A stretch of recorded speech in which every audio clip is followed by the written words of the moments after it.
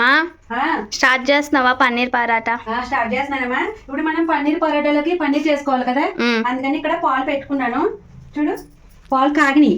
ఇప్పుడే కాగినాయి, బంద్ చేసేసాను. బంద్ చేసాక మనం దాంట్లో వెనిగర్ కానీ నిమ్మకాయ కానీ వేసుకోవాలి. ఇప్పుడు నేను దీంతో 2 స్పూన్లు వెనిగర్ తీసుకున్నాను. సరేనా? ఇదిగో దీంట్లో కొంచెం వాటర్ వేస్తున్నాను, అంటే 1 స్పూన్కి.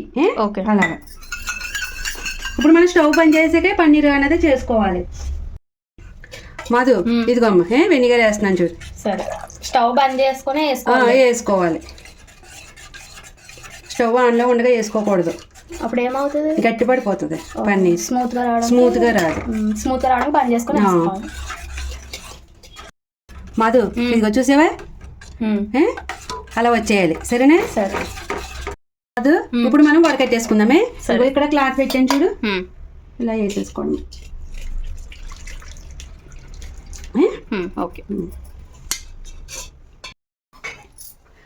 మధు, ఇప్పుడు పన్నీర్లోంచి వాటర్ వచ్చింది కదమ్మా, అదిగో ఆ వాటర్ తోటి నేను చపాతీ పిండి కలుపుతాను. అందుకని నేను అందులో నీళ్ళు వేయకుండా పక్కకు పెడుతున్నానే. ఇప్పుడు ఇది ఇందులో పెట్టేసుకుని, ఇప్పుడు మనం ఇందులో వెనిగర్ వేసాం కదా, నిమ్మకాయ వేసినా ఏం వేసినా పులుపు ఉంటుంది కదా. ఇప్పుడు దీన్ని కడుక్కోవాలి, అంటే పులుపు అన్నది ఉండదు.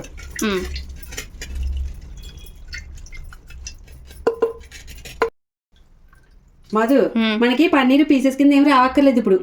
ఇప్పుడు మనం పన్నీర్ స్టఫింగే కదా పెట్టింది, అందుకని నేను ఇలా వాటర్ పిండేసుకుని ఇదిలా గిన్నెలోకి తీసేసుకుంటున్నానే. సరే మధు, ఇదిగో మనం పరాటా కోసం గోధుమ పిండి తీసుకున్నాం. ఇందులో కొంచెం తగినంత సాల్ట్ వేస్తున్నాను. ఇప్పుడు నేను ఇదిగో పన్నీర్ కి పిండాను కదా, వాటర్ ఉంది కదా, ఆ వాటర్ తోటి నేను దీన్ని మిక్స్ చేసుకుంటున్నా. సరే, అది గోరువెచ్చగా ఉన్నా పర్వాలేదు, బాగుంటది, స్మూత్ గా వస్తాయి.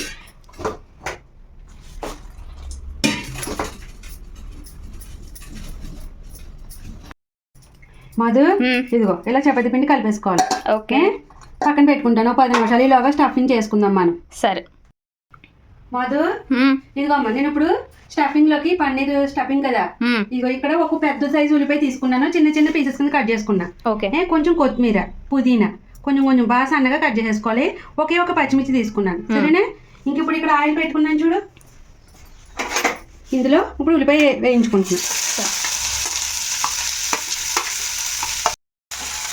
పచ్చిమిర్చి కూడా వేస్తానమ్మా, పుదీనా కూడా పడిపోయింది. ఇప్పుడు వేగాలి. మధు, ఇదిగో ఇక్కడ 2-3 రేకలు ఎల్లిపాయలు తీసుకున్నాను. ఇది వేస్తే బాగుంటుంది, టేస్ట్ చాలా బాగుంటుంది. ఇదిగో ఇప్పుడు ఈ ఉల్లిపాయలు దాంట్లో వేసేస్తున్నాను. సరే,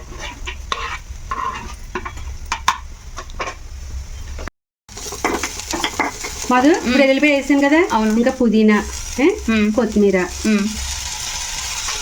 కొంచెం ఇలా వేయించుకొని మనం, ఇదిగో మధు, ఒక 1/2 స్పూన్ వేసుకున్న కారం, పసుపు, తగినంత ఉప్పు. తక్కువ ఉండాలి కారం, స్టఫింగ్ కదా, ఎక్కువ ఏం వేసుకోకూడదు, ఏ మసాలాలు వేసుకోకూడదు. ఇవన్నీ ఇలా కలిపేసుకున్నాక మధు, ఇప్పుడు మనం ఒక 1 మినిట్ అలా వేయించుకున్నాం. ఇప్పుడు పన్నీర్ ఉంది కదా, ఇలాగా కొంచెం ఇలా చేసేసుకుని పొడి కింద ఇప్పుడు ఇందులో వేసేసుకోవాలి.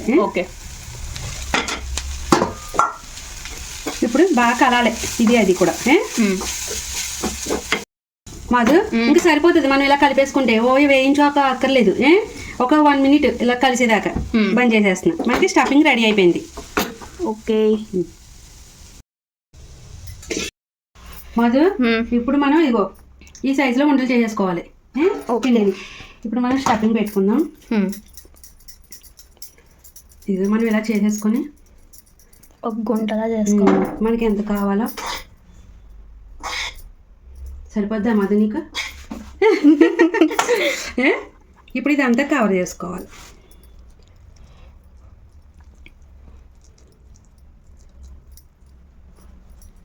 ఓకేనా? ఇలాగా మనం పిండి వేసేసుకొని కొంచెం స్లోగా ఎత్తుకోవాలి.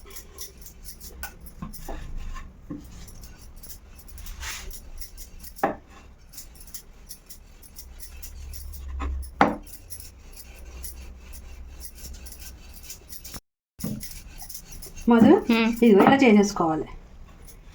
ఓకే, ఇప్పుడు ఇదిగో ఇక్కడ వెలిగించేసుకున్నాను. మధు ఇదిగో ఇలా తిప్పుకోవాలి. ఇక్కడ కూడా కొంచెం కాలిన తర్వాత ఆయిల్ వేసుకుందాం. సరే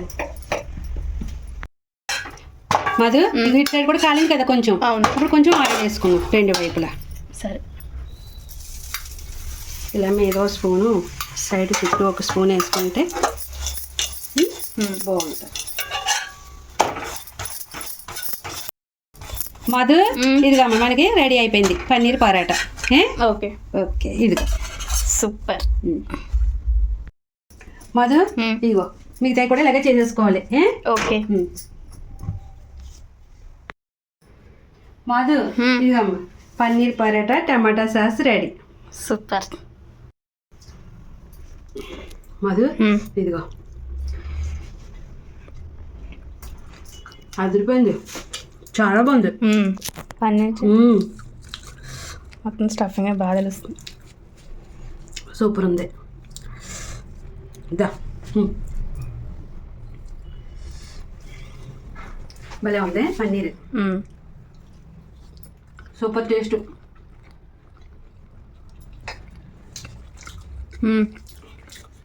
టమాటా సాస్ కూడా దీంట్లోకి సూపర్. చాలా బాగుంది.